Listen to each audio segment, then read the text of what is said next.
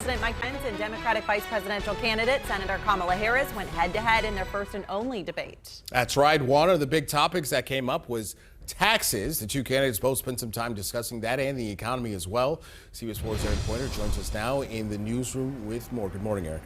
So to raise taxes or not to raise taxes, there was some headbutting when it came to that topic. Senator Harris says that Biden will not raise taxes for anyone who makes less than $400,000 a year. But Vice President Pence says that Biden mentioned repealing tax cuts, which gave the average working family $2,000 in a tax break every single year. Harris says Joe Biden is the one who, during the Great Recession, was responsible for the Recovery Act that brought Americans back. And now the Trump administration wants to take credit when they rode the coattails on Joe Biden's success for the economy, that it all had to do at the beginning of their term.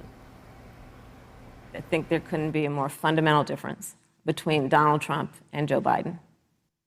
Joe Biden believes you measure the health and the strength of America's economy based on the health and the strength of the American worker and the American family.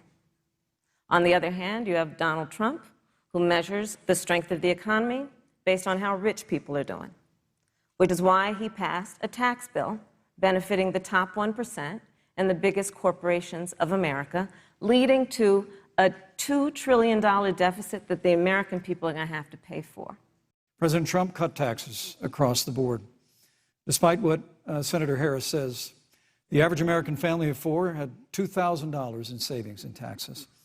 And with the rise in wages that occurred, most predominantly for blue-collar, hardworking Americans, the average household income for a family of four increased by $4,000 following President Trump's tax cuts. But America, you just heard Senator Harris tell you, on day one, Joe Biden's going to raise your taxes.